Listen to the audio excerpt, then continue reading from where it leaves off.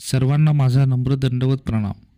आज आपण एक अत्यंत सूक्ष्म आणि जीवाला जीवनभर सोबत करणाऱ्या विषयावर चिंतन करायला एकत्र आलो आहोत. तो विषय आहे पापातून मुक्त कसे व्हावे. भाऊ भगिनींनो, आपण जगात वावरतो, विविध कृती करतो, विविध विचार येतात, परिस्थिती बदलतात आणि या सगळ्यात कधीकधी आपण चुकीच्या मार्गावर जाऊन बसतो.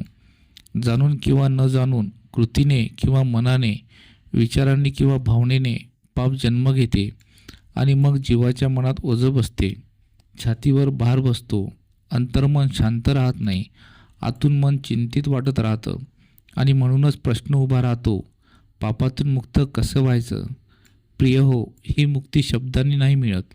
ही मुक्ती फक्त कृती बदलल्याने नाही मिळत. ही मुक्ती मन शुद्ध झाल्याने मिळते आणि महानुभाव पंथात हा विषय अगदी स्पष्ट सांगितला आहे. श्री चक्रधर स्वामी म्हणतात, पापाचं मूळ मन आहे. मन दिशाहीन झालं की पाप जन्म घेते.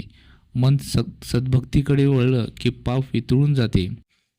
पाप म्हणजे काय, तर आपल्याला वाटतं पाप म्हणजे वाईट काम, पण पाप इतकं सोपं नाही. स्वामी सांगतात, ज्याने जीवाचा अंतःकरण गढूळ होतो ते पाप आहे. काही वेळा आपण कुणाला दाखवतो, रागात बोलून जातो, मत्सर करतो, अहंकार दाखवतो. हे दिसत नाही, पण हेही पापच आहे. आपल्या चित्ताला जे कलुषित करतं ते सगळं पाप आहे. पाप का होतं, तर आपल्यात काही दोष आहेत, जसे अविद्या, अहंकार, मोह, लोभ, क्रोध, मत्सर, वासना.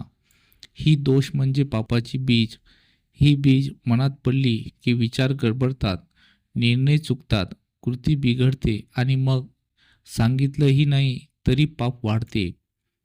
पापातून मुक्तीचा पहिला मार्ग म्हणजे नामस्मरण. प्रिय हो, नाम म्हणजे औषध, नाम म्हणजे अग्नी, नाम म्हणजे पवित्रता. जसं सूर्य उगवला की अंधार पळतो, तसंच नाम घेतलं की पाप वितळतं. स्वामी म्हणतात, नाम हेच जीवाचं रक्षण करतं. जीव नामात रमता झाला की मन स्वतःच शुद्ध होऊ लागतं. विचार स्थिर होतात, चित्त शांत होतं आणि जिथं शांतता आहे तिथे पाप टिकत नाही. म्हणूनच पहिला उपाय म्हणजे अखंड नामस्मरण. दुसरा मार्ग आहे सत्य आचरण. महानुभाव पंथ सत्य यावर फार भार देतो. सत्य म्हणजे फक्त खोटं न बोलणं नाही.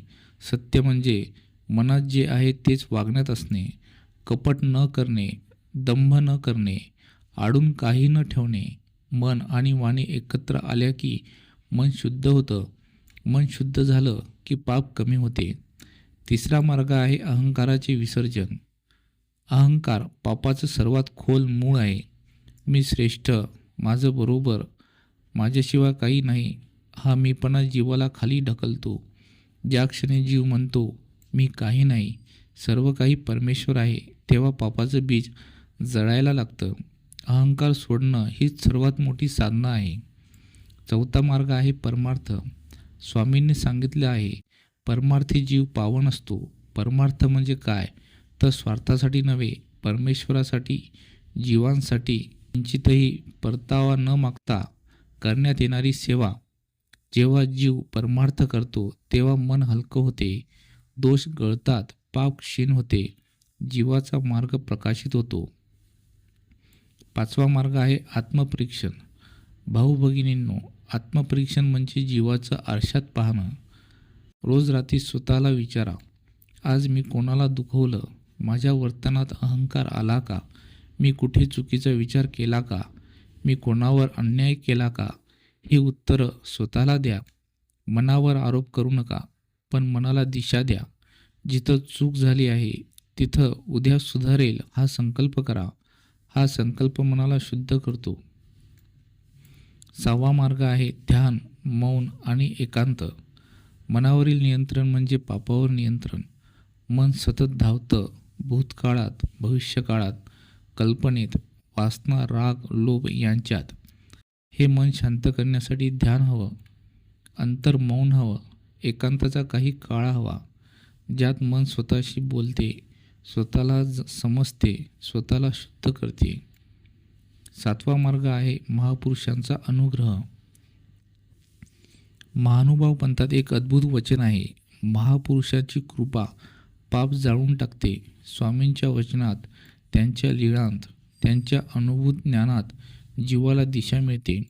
दिशा मिळाली की पापाचा अंधार विरतो. स्वामींच्या स्मरणात मन टिकवलं की पाप जीवाला स्पर्श करू शकत नाही. मुक्ती म्हणजे काय? तर पापातून मुक्ती म्हणजे रात्री झोपताना मन हलकं असणे, कुणाबद्दल राग नसणे, कुणाबद्दल सूड भावना नसणे, मन स्वच्छ, पारदर्शक, शांत असणे, परमेश्वराची अनुभूती येणे. जीव शांत झाला की मुक्ती आपोआप मिळते. पहाटे नामस्मरण, मन शांत ठेवणे, परमेश्वराचे स्मरण करणे, दिवसभर कुणाला दुखवणार नाही, कुणाला फसवणार नाही, स्वार्थासाठी कोणाला वापरणार नाही, हा संकल्प. रात्री आत्मपरीक्षण, चुकीसाठी क्षमा, उद्याचा संकल्प. ही साधना जीवाला शुद्ध करते. पाप हा अंधार आहे, नाम हा प्रकाश आहे. अंधार काढण्यासाठी अंधाराशी झगडायचं नसतं, प्रकाश आणायचा असतो. नामाचा, ध्यानाचा, परमार्थाचा, सत्याचा, अहंकार विरहितेचा प्रकाशाना. अंधार नाहीसा होईल, जीवन पावन होईल, मन शांत होईल, जीव मुक्त होईल. तर तुम्हाला हा व्हिडिओ कसा वाटला? आपल्या प्रतिक्रिया नक्की कमेंटमध्ये कळवा आणि व्हिडिओ आवडला असल्यास इतरांनाही शेअर करा. आणि अशाच नवनवीन व्हिडिओसाठी आपल्या चॅनलला सबस्क्राईब करायला विसरू नका. पुन्हा भेटूया पुढील व्हिडिओमध्ये.